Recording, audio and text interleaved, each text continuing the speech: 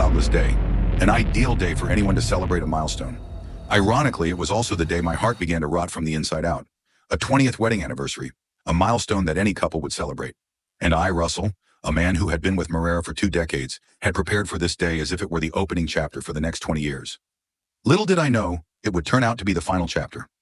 That morning, Mara brought me coffee in bed, sweet, gentle, as if she were trying to erase the months of tension after my mother's passing. She wasn't someone who often did things like that, so I found it unusual. But I pushed it aside. I wanted to believe it was a sign of a fresh start. I was so naive. We renewed our vows in her parents' backyard. A small ceremony, just family and a few close friends. Mara wore a simple white dress, not the wedding dress from before, because she told me it didn't fit anymore. But I didn't mind that. I just thought she looked beautiful, radiant in the way I had fallen in love with her from the first glance. Our 2 children, Eric, 16, and Serenity, 13, stood there, looking as if they were forced to participate. But at least they were there. I got emotional as I repeated my vows. I spoke about the years we had been through together, how we had grown, built a family, and overcame losses, especially the death of my mother 3 months ago. What I didn't realize was that this was the last moment I'd ever truly trust in our marriage. Dinner at Carmelo's, a fancy Italian restaurant that Mara had always wanted to try, was supposed to be the perfect ending to what seemed like the perfect day. But that perfection shattered over something as simple as a trip to the restroom. I stood up in the middle of dinner, excusing myself to use the bathroom. The men's room was at the end of the hall, past the kitchen. As I was walking back, I saw Mara, her phone pressed to her ear, standing quietly in a corner where no one could see. I didn't mean to eavesdrop, but when you hear your name, instinctively, you stop. Russell doesn't know anything. I've transferred most of the inheritance into accounts he can't access. After we sell the house next month, I'll file for divorce and take the kids to California. I thought my heart stopped, not in anger but in disbelief, like I couldn't believe what I was hearing. She continued, her voice still low but firm. He's too caught up in his grief over his mom to notice anything. The realtor says there will be more offers next week. We'll be out of here soon. What? What realtor? The house isn't even listed yet. I felt dizzy, my vision blurring like I was seasick in a room spinning around me. She was talking about the kids, how Eric would be difficult at first, but he'd adjust, how Serenity was closer to her, how us renewing our vows this morning would only make me look more of a fool when everything came out. I stood there, hidden behind the screen, my fists clenched, heart pounding in my chest. She turned around, and I pressed myself back, like a thief caught in the middle of my own story. 2 minutes later, I returned to the table. I smiled at her. I ordered the most expensive bottle of champagne on the menu, my hand still trembling. I toasted with the woman who had just schemed to steal everything I had. She smiled back, beaming, as if nothing had changed. She smiled right after whispering to her brother that I was about to be abandoned like a fool. When we got home, she made the first move, trying to get close. I pretended to have a headache. She pouted and headed to the bathroom. That's when I rushed downstairs, opened the safe. My mother's jewelry was gone. The watch my father had given me to pass down to Eric vanished without a trace. I checked the joint account. There was barely enough left to cover the utility bills. Everything had been cleaned out. I didn't sleep that night. I sat next to the woman I had sworn to love forever, watching her sleep. And I swore to myself, if she wanted to play this game, I would be the one to end it. I returned to the table with a forced smile and a dazed look in my eyes. Mara was smiling, holding up her champagne glass to mine, as if nothing had happened. Here's to 20 years of love, she said, her voice sweet as honey, as if she hadn't just whispered words of betrayal only minutes ago. I clinked my glass against hers, trying to steady my shaking hand, keeping my anger in check. I don't remember exactly what I ate. All I remember is her talking nonstop, about the food, the well wishes from friends, and how happy she was. In my mind, I was calculating numbers, the amounts of money from the inheritance of our parents, every penny I had carefully saved. I remember trusting her enough to let her manage some of our joint accounts. I remember laughing when she said, "Let me handle it," and now I know what handling it really meant. That night when we got home, she was more affectionate than usual. "It's a celebration," she said, her arms draping over my neck. I felt like I was being constricted by a snake, not embraced by the wife of 20 years. I faked a headache. For the first time, I said no. For the first time, I was afraid of my own body, terrified to continue pretending. When she fell asleep, I went downstairs. The kitchen light cast a dim glow, just enough for me to avoid turning on the overheads. I opened my laptop, my hands trembling as I entered the password to our shared email account. I never expected to find so much. A list of contacts with the real estate agent, emails about the home appraisal, which she called refinancing, a string of messages with her brother, the one I had always suspected, but never had concrete proof. And then there was Marcus, a name that hit me like a punch to the heart. Not Cannon, her brother, but another man. New plan, fresh start, house in San Diego, The kids won't be hurt for long. I vomited in the sink. Around 2 a.m., I called Stephen, my best friend, the one I knew would never ask unnecessary questions. I need a place to crash for a few hours, I said. He didn't ask anything further, just, did you bring the paperwork? That question said it all. I gathered the important documents, the children's birth certificates, the inheritance papers, the copies of my parents' savings bonds. Everything I knew that if lost, I wouldn't be able to prove the truth. I checked the safe. My father's antique watch was gone. The necklace my mother had left for Serenity was also missing. The next morning, I sat in the car in front of Joan's office as the bank opened. She was someone my sister, Anna, had mentioned before. Need a good lawyer to get out of a family mess? Call Joan. I never thought I'd need that advice, but today I needed it like I needed air to breathe. Joan sat across from me, her sharp eyes fixed on me as her fingers clicked on the keyboard, like she was writing a sentence for my wife. When I mentioned the emails, the bank accounts, the shady transfers, and the saved conversations, her eyes gleamed like someone who had just spotted a sharp blade in a legal battle. We need to act fast before she can transfer the money overseas or disappear from the state, she said. I returned home before Marrera came back from her yoga class. The locksmith had changed all the locks in the house. I packed the essentials and placed a note on the vanity mirror. I heard everything. The lawyer, the bank, and the restaurant all know. Don't come back without your lawyer. When she found out, the screaming echoed through the neighborhood. The neighbors peered out from behind curtains, while my wife, in her tight yoga gear, stood outside yelling and banging on the door like a hurricane. I didn't open it. I was on the phone arranging to freeze the accounts. The police arrived when Cannon showed up, trying to mediate for the family. I presented the documents, the evidence of illegal asset transfers, and an inventory of inheritance property that wasn't part of the marital assets. The police glanced over the papers, nodded, and told Cannon, "You should step back. This is a civil matter." That single line was worth more than 1,000 words. I texted Eric and Serenity to pick them up after school. I didn't know how I would explain it, but I knew one thing. I wouldn't let her speak first. Not ever again. I sat in the car staring at the front door of the house where my wife, the one who had just tried to betray me after 20 years of marriage, was screaming and falling apart as if she was the victim. I didn't go inside right away, not because I was scared, but because I knew that if I walked in now, I would carry the anger in every step I took, every word I said, and I wasn't sure I could control it. I didn't want the kids to see me like this. An hour later, after Marrera finally left the porch, dragging her suitcase and her shredded shame, I dared to step inside. The house, the home that had once been the center of so many Christmases, birthday parties, sleepless nights together, now felt suffocatingly empty. Every corner of the walls brought back beautiful memories, tainted by lies. I went into the bedroom, opened the safe to check once again. My father's vinyl collection, my mother's ruby necklace, all gone. She had taken everything of value I had once cherished like treasure. I collapsed onto the cold tile floor, my heart breaking again, not because of the loss of things, but because of the loss of trust. I knew I couldn't continue wallowing in pain like a victim. I had to act. If she had plans to betray me behind my back, then now I would have a plan to turn that betrayal into her downfall. I called Joan, my lawyer, and scheduled a meeting for the next morning. Then I sent a message to Anna, my sister, and Stephen, my best friend from college. They were the only two people I knew would stand by me, not out of loyalty, but because of the truth. Joan listened without interrupting, then placed her hand on my shoulder. "Russell, I've seen a lot of dirty divorces, but none with an adversary as cunning as this. But if she has her tricks, we'll have our moves." She helped me strategize, freezing all of our accounts. Fortunately, we hadn't completed the sale of the house, and with the evidence from the emails, messages, and photos I had extracted from Mara's laptop before she left, Joan immediately filed for an emergency order with the court. Next came the personal media campaign. I began quietly reaching out to close friends, colleagues, and even those who had been present at the vow renewal ceremony. Just 3 days ago, I sent them a few photos, some snippets from her emails with Marcus, about her plan to move to California with the stolen inheritance. I didn't say much, just left one line. "Do you really know her?" The reactions came faster than I expected. Some people replied with shock. A few admitted they had noticed Marrera's strange behavior at my mother's funeral, but didn't ask any questions. And then there were those who sent me a message Mara had sent them just days earlier, claiming I was mentally unstable and that she was trying to protect the family. By nightfall, I found myself sitting in the living room, holding a cup of cold tea with Serenity's forgotten iPad in front of me. I powered it on, and as if fate had a hand in it, Marrera's Gmail was still logged in. In the inbox was an unsent draft email.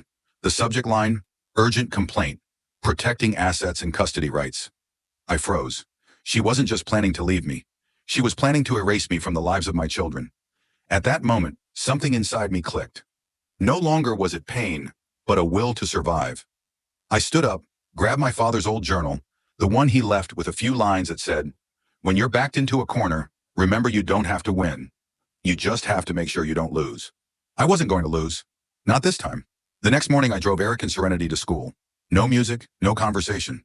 The heavy silence in the car made everything feel suffocating, like a pressure cooker about to explode. I told them I'd update them later with a message during the day. They both nodded without saying a word. As soon as they got out of the car, I drove straight to the bank with the paperwork Joan's lawyer had prepared. My name was still the sole name on the deed of the house I inherited from my parents, and in the prenuptial asset declaration, all inheritance was clearly classified as personal property not subject to division in the event of divorce. But the issue didn't stop with the house. I presented the bank manager with evidence that Mara had secretly transferred $320,000 from our joint account into 3 newly opened personal accounts. As expected, the manager, a middle-aged woman with a razor-sharp gaze, immediately took action. All 3 accounts were temporarily frozen on the spot under an urgent legal request. Leaving the bank, I headed to Joan's office. She was waiting for me with 3 thick files, so heavy they could double as pillows. "Today we clean up the chessboard, Russell," she said, her eyes bright with anticipation, as though she was preparing for a battle she'd been waiting for a long time. "And she won't have time to react." I went home to prepare myself for the hearing the next morning, but as soon as I stepped inside, I saw a threatening letter shoved under the door. No envelope. The handwriting was crooked, but I immediately recognized it. It was Cannon's. "You think you've won? You have no idea who you're dealing with." I didn't bother reacting. I just took a picture of it, sent it to Joan, and tore the paper up, tossing it into the fireplace. That evening, I sat down with Eric and Serenity. I knew I couldn't keep hiding the truth any longer. After a silent dinner, I called them to the living room. "There are some things I need to make clear, and I promise, everything I'm about to say is the truth." Eric crossed his arms, his eyes full of doubt. Serenity was hugging a pillow, her eyes red from crying, though I hadn't noticed when it started. I told them, not everything, but enough for them to understand what their mother had done. I showed Eric the screenshots of the bank transaction emails, the house sale agreement Mara signed without discussing it, the conversation with Marcus, and a few questionable messages with Lauren. Serenity broke down in tears. Eric stayed silent for a long time before asking, "Does Mom still love us?" The question choked me up. I didn't answer right away. Instead, I looked my son in the eyes and said, "I don't know, but I know I will never use or hurt you guys." Eric nodded slowly. Serenity leaned into her brother's shoulder, her face full of pain. That night, I didn't sleep. I sat in my office reading and rereading the notes Joan had prepared. I knew tomorrow's hearing would be a turning point. Mira thought she could fool this entire family with a few clever lies. But tomorrow, everything would change. By dawn, my phone buzzed with a message from an unfamiliar number. "Marcus, I've read the file you sent. I'll be in court. I'm tired of being used by her, and I think my daughter needs to know that her father isn't a fool." I simply replied, "Thank you, truly." The next morning, I got dressed, prepared the files, and packed my suitcase full of evidence before dropping the kids off at Anna's. My sister would watch over them while I went to court. Before I left, Serenity grabbed my hand. "Dad, don't let Mom take everything." I knelt down, looked my daughter in the eyes, and said, "I won't let anyone take what belongs to our family. Not ever." The courthouse wasn't as grand as you see in the movies. There were no towering arches or marble hallways echoing with the sound of high heels. It was just a square, quiet building, dull and colorless, much like the divorces that took place inside it, full of hurt and exhaustion. I arrived almost an hour early. Joan, my lawyer, was already sitting at a nearby cafe, holding an Americano, her face devoid of any nervousness. She was the type of person who walked into battle as if she were strolling through a park. Beside her was a suitcase filled with heavy documents, evidence, bank statements, property sale papers, exchange emails, Marcus's audio recording, and even printed screenshots of Mara's TikTok videos. "Are you mentally prepared?" she asked, not looking up from her phone. I nodded. There was no turning back now. When we walked into the courtroom, I immediately spotted Mara, standing next to Cannon, with a face full of annoyance as though she were forced to attend a PTA meeting at dawn. Mara wore a modest navy blue dress, her hair tied neatly, and black-rimmed glasses, perfectly crafted to look like a devoted mother, a suffering victim. I almost laughed. If it weren't for what she had done to me, to my children, I might have felt pity for her. Her lawyer, a slick man with gelled hair, a pinstripe suit, and shiny cufflinks, looked a bit flustered, and I knew exactly why. He didn't know that Marcus was on our side. Joan quickly presented the urgent documents we had filed, evidence that Mara had secretly transferred money, papers about the house being sold without my consent, exchange emails with the realtor, and, the most important piece, an audio recording of Marcus, where he admitted to sending $50,000 to Mara so she could escape an abusive marriage and protect the assets. It was all a lie. Mara sat across from me, gripping the chair, her lips pressed tightly together. Cannon kept glancing at me, his eyes a mix of panic and resentment. Then it was Joan's turn to play her trump card. She opened her laptop and played a series of TikTok videos, the very clips my sister Anna had secretly found. The courtroom fell silent as Mara's voice came through the Bluetooth speaker. While he thought we were preparing for our 20th anniversary, I was preparing for a new beginning. The footage showed Mara packing a suitcase, close-ups of books about co-parenting after divorce, and scrolling through listings for apartments in San Diego. The timestamps on each video were from 2 to 3 months before my mother passed, proving that none of this had anything to do with her being abandoned while I took care of my mom. The judge, a middle-aged woman with a gaze as sharp as a knife, said nothing during the presentation. She simply made notes in silence. But when Mara stood up, seemingly ready to explain, the judge's voice cut through the air. "Sit down, Ms. Peterson. I did not ask for your statement." Once all the evidence had been presented, Marcus was called to testify. He walked into the courtroom with a steely gaze, showing no sign of playing a part. He recounted the entire process of being deceived by Mara, from the first message, to the bank transfers, to the promises of a future together. She told me her husband was an abuser, controlling, even gambling away the inheritance money. I believed her. I sent the money. I was deceived, Marcus said, his voice hoarse. Mara's lawyer attempted to counter, claiming that Mara's relationship with Marcus was nothing more than a temporary friendship, and that she never intended to leave her family. Joan immediately presented the evidence. Photos from Mara's email to Marcus, along with a deposit contract for an apartment in California. The address was in the school district where Mara had previously contacted to enroll Serenity. When confronted, Mara lowered her head, but then broke into tears, attempting to play the victim. I felt abandoned. I was lonely. I didn't know what I was doing. I never meant to hurt anyone. Joan didn't let up. You didn't know what you were doing, but you knew exactly when the real estate market was rising, how to transfer money into private accounts, how to set up secret emails, how to create TikTok videos to build an image. The tension in the room was palpable. I didn't take my eyes off Mara. The woman I had once loved, trusted with everything, was now nothing more than a calculating liar, full of deceit. The judge struck the gavel after more than 3 hours of arguments and presentations. She delivered her verdict. Temporary primary custody of the children was awarded to me, with supervised visitation for Mara. The illegally transferred inheritance money was ordered to be returned to the original account. The house was ruled to be my personal property, not subject to division. The court also recommended forwarding the case to the district attorney for consideration of financial fraud charges. When she finished, I didn't feel victorious. I just felt exhausted. But at least I knew I had protected what remained, my children, my honor, and the truth. Mara began crying, not the kind of crying that comes from regret, but the kind of crying when a perfect plan has just been destroyed. Cannon punched the wall as he walked out into the hallway. "You'll regret this, Russell," he yelled. I just stared him down. "No, you'll regret trusting the wrong person." I'm not sure what a sense of emptiness actually looks like, but I was certain I was carrying it inside my chest the morning after the trial. Not because I regretted anything. Far from it. The judge's decision was a win, legally, financially, and in terms of the truth. But that victory, in some strange way, also sealed the end of an era in my life. 20 years of marriage. 20 years that I thought were filled with love, but turned out to be nothing more than an elaborate performance. The kids, Eric and Serenity, seemed to sense that rupture too. The atmosphere in the house that morning felt dense. No music, no laughter, just the sound of spoons lightly tapping against cereal bowls, and the squeak of wooden chairs shifting as the kids got up from the table. Serenity avoided my gaze. She sat in the corner of the couch, hugging a pillow, staring blankly out the window as if waiting for an answer from the world outside. Eric was quiet, but not angry. He was thinking.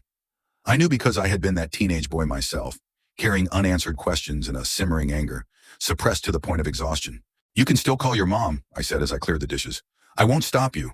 No matter what she does, she's still your mother." Eric didn't respond. Serenity pursed her lips, nodded slightly, and pulled her phone out of her hoodie pocket. I left them alone, heading upstairs and closing the door behind me with all the patience I had left. The following weeks passed in a whirlwind. Meetings with Joan, filling out school forms, answering emails from the opposing lawyer, and dealing with the list of missing assets.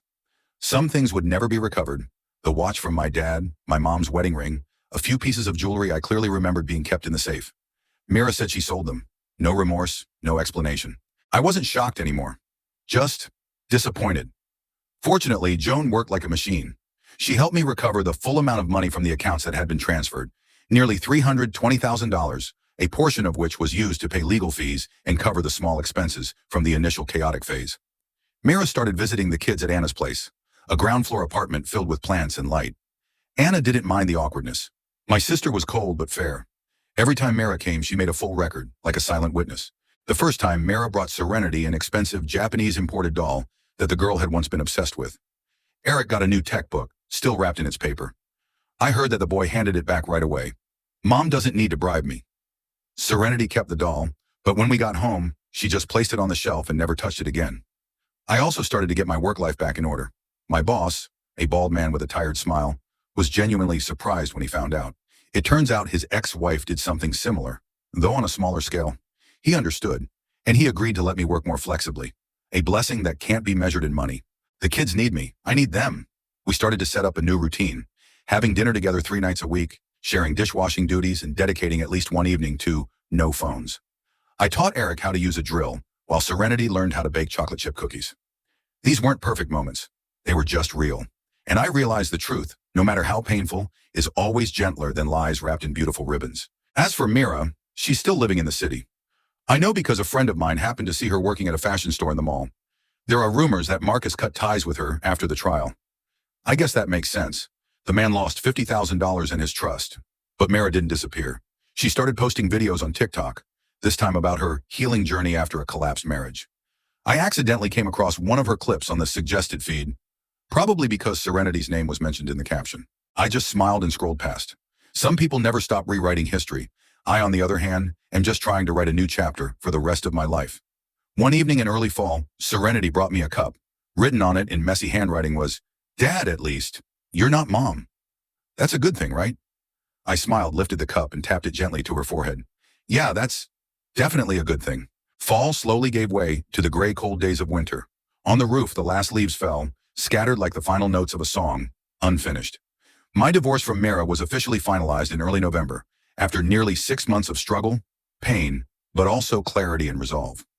The final ruling from the court didn't just grant me full custody of the kids, the family house, and the majority of the inheritance that had been restored, but it also gave me something more important than anything else, the spiritual sovereignty of my own life.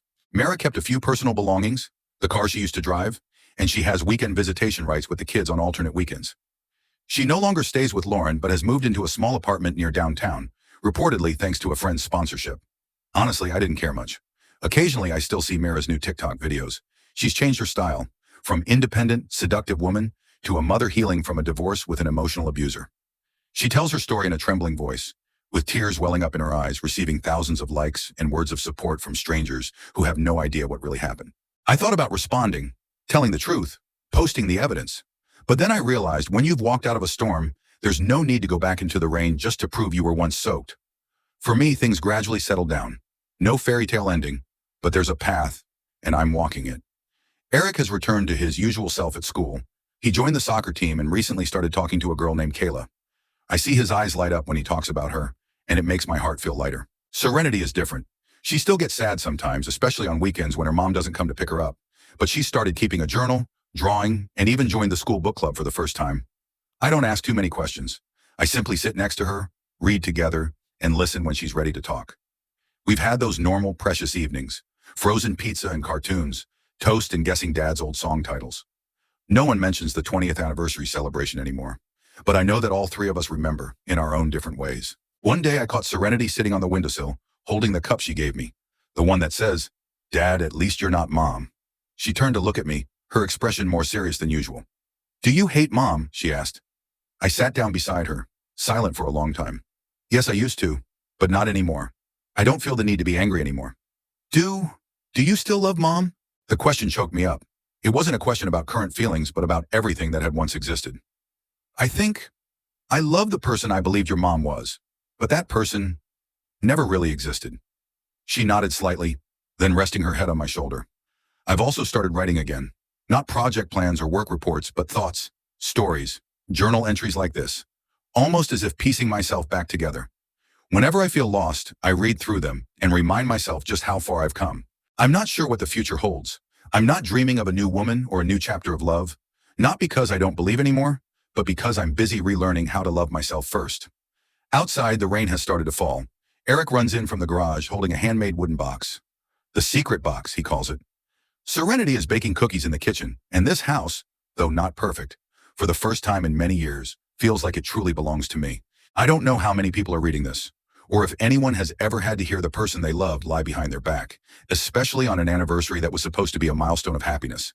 But if anyone out there is going through this, I want to say one thing. You don't need to win right away. Just survive today. Then one day you'll wake up in a small house with warm yellow lights and realize you haven't just survived. You've been reborn. Thank you for walking with me through this story. If it touched you, please leave a comment, share the story with others, and don't forget to support the channel so I can keep bringing you more stories ahead. We all have our wounds, but just like cracks that let the light in, sometimes it's from those cracks that we truly see our hearts. I'll see you again in the next story.